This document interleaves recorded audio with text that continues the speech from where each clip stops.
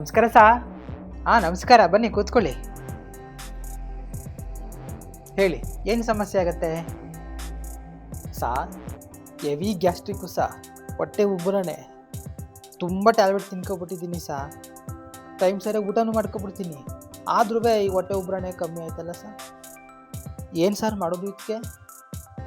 ನಿಮಗೆ ಹಸಿವೆ ಚೆನ್ನಾಗಾಗತ್ತಾ? ಊಟ ಮಾಡ್ಬೇಕಾದ್ರೆ ಚೆನ್ನಾಗಿ ಹಸಿವೆ ಕಾಣುತ್ತಾ ನಿಮಗೆ? ಹಸಿವು ಅವೆಲ್ಲ ಏನು ಗೊತ್ತಾಗಲ್ಲ ಸಾ. ಟೈಮ್ ಆಯಿತು ತಿನ್ಕಿಳಿ ಅನ್ಕೊಬಿಡ್ತಾರೆ, ತಿನ್ಕೊಬಿಡ್ತೀನಿ ಸಾ. ನೋಡಿ, ಅಲ್ಲೇ ಎಡವಟ್ಟಾಗೋದು. ಸುಮ್ಮನೆ ಟೈಮ್ ಆಯಿತು ಅಂತ ಊಟ ಮಾಡೋದಕ್ಕಿಂತ ಊಟ ಮಾಡೋ ಟೈಮ್ಗೆ ಚೆನ್ನಾಗಿ ಹಸಿವೆ ಇದೆಯಾ, ಹಿಂದೆ ತಿಂದಿದ್ದು ಚೆನ್ನಾಗಿ ಜೀರ್ಣ ಆಗಿದೆಯಾ ಅಂತ ಗಮನಿಸ್ಕೊಂಡು ಊಟ ಮಾಡೋದು ಬಹಳ ಮುಖ್ಯ ಆಗುತ್ತೆ.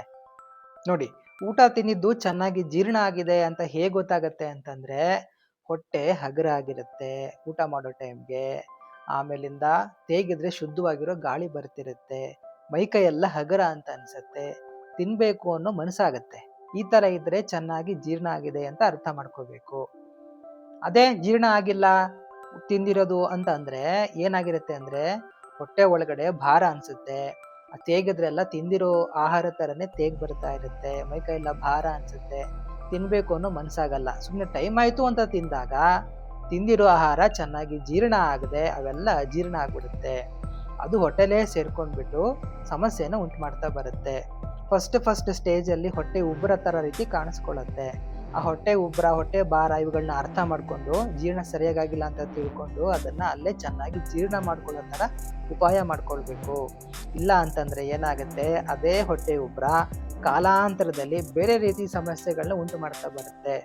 ಹೊಟ್ಟೆ ಉಬ್ಬರ ಸಣ್ಣ ಸಣ್ಣ ಕಾಯಿಲೆ ಥರ ಅದು ತೊಂದರೆ ಕೊಡ್ತಾ ಈ ಹೊಟ್ಟೆ ಉಬ್ಬರನೇ ಕಾಲಾಂತರದಲ್ಲಿ ದೊಡ್ಡ ಕಾಯಿಲೆಗಳಿಗೂ ಕಾರಣ ಆಗ್ತಾ ಬರುತ್ತೆ. ಎದೆ ನೋವು ಬರ್ಬೋದು, ತಲೆನೋವು ಬರ್ಬೋದು, ಬೇರೆ ಜಾಯಿಂಟ್ಸ್ಗಳಲ್ಲಿ ಸಮಸ್ಯೆಗಳಾಗ್ತಾ ಬರ್ಬೋದು. ಈ ರೀತಿ ಬೇರೆ ರೀತಿ ಸಮಸ್ಯೆಗಳನ್ನ ಉಂಟು ಮಾಡ್ತಾ ಬರುತ್ತೆ ಇದೆಲ್ಲ.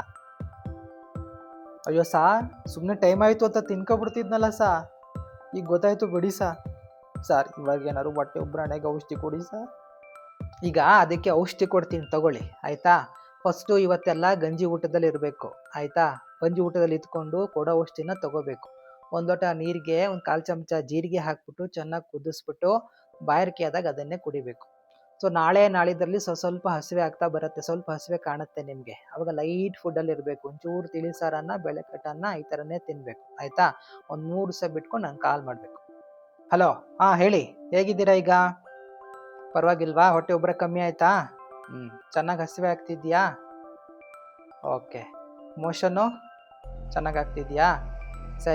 ಸರಿಗಿದೆ. ಇದೇ ರೀತಿ ಕಂಟಿನ್ಯೂ ಮಾಡಿ. ಇನ್ನೂ 1 ವಾರ ಬಿಟ್ಟು ನಂಗೆ ಫೋನ್ ಮಾಡಿ, ಎಲ್ಲ ಆರಾಮಾಗ್ತಾ ಬರುತ್ತೆ. ನೀಟಾಗಿ ಹೇಳ್ದಾಗೆ ಲೈಟ್ ಫುಡ್ಡಲ್ಲೇ ಇರಬೇಕು, ಓಕೆನಾ? ನೋಡಿದ್ರಲ್ಲ ವೀಕ್ಷಕರೇ, ಹಸಿವಿನ ಶಕ್ತಿ ಅನ್ನೋದು ಎಷ್ಟು ಇಂಪಾರ್ಟೆಂಟ್ ಅಂತ.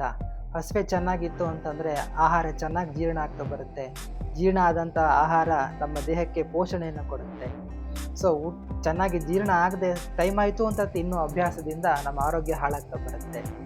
ಬೆಂಕಿ ಹೇಗೆ ಕಟ್ಟಿಗೆನ ಚೆನ್ನಾಗಿ ಉರಿದು ಭಸ್ಮ ಮಾಡುತ್ತೋ, ಹಾಗೆ ನಮ್ಮ ದೇಹದ ಒಳಗಡೆ ಇರುವಂಥ ಅಗ್ನಿ, ಹಸಿವಿನ ಶಕ್ತಿ ನಮ್ಮ ಆಹಾರವನ್ನು ಚೆನ್ನಾಗಿ ಜೀರ್ಣ ಮಾಡ್ತಾ ಬರುತ್ತೆ.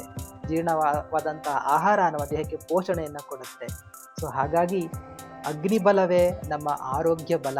ಹಾಗಾಗಿ ನಾವು ಅಗ್ನಿನ ಚೆನ್ನಾಗಿ ಕಾಪಾಡ್ಕೊಳ್ಬೇಕು ಅಂತ ಹೇಳ್ತಾ ಮುಂದಿನ ಸಂಚಿಕೆಯಲ್ಲಿ ಮತ್ತೆ ಭೇಟಿ ಆಗ್ತೀನಿ. ನಮಸ್ಕಾರ.